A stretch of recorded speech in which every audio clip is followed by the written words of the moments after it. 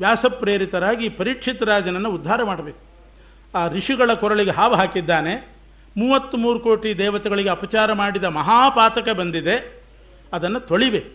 ಅದಕ್ಕಾಗಿ ಶುಕಾಚಾರ್ಯರು ಬಂದಿದ್ದಾರೆ. ಎಲ್ಲರೂ ಪರಿಚಯ ಮಾಡಿಸಿದರು.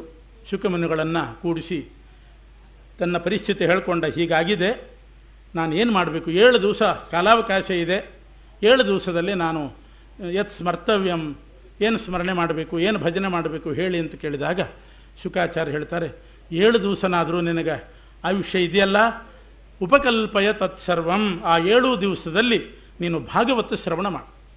ಪಿತೃದ್ವೈಪಾಯನಾದಹಂ, ನಮ್ಮ ತಂದೆ ಕೃಷ್ಣದ್ವೈಪಾಯನರು ರಚನೆ ಮಾಡಿದ ಭಾಗವತ ನನಗೆ ಹೇಳಿಕೊಟ್ಟಿದ್ದಾರೆ, ನಾನು ಹೇಳ್ತೇನೆ, ನೀನು ಅದನ್ನು ಕೇಳು ಅಂತ ಭಾಗವತ ಹೇಳಲಿಕ್ಕೆ ಪ್ರಾರಂಭ ಮಾಡಿದರು ಶುಕಾಚಾರ್ಯ. ಧೈರ್ಯ ಹೇಳ್ತಾರೆ, ನಾನು ಹೇಳುವ ಭಾಗವತಾಮೃತ ಪ್ರವಾಹದಲ್ಲಿ ನೀವು ಮಾಡಿದ ಪಾಪ ಕೊಚ್ಚಿ ಹೋಗ್ತದೆ.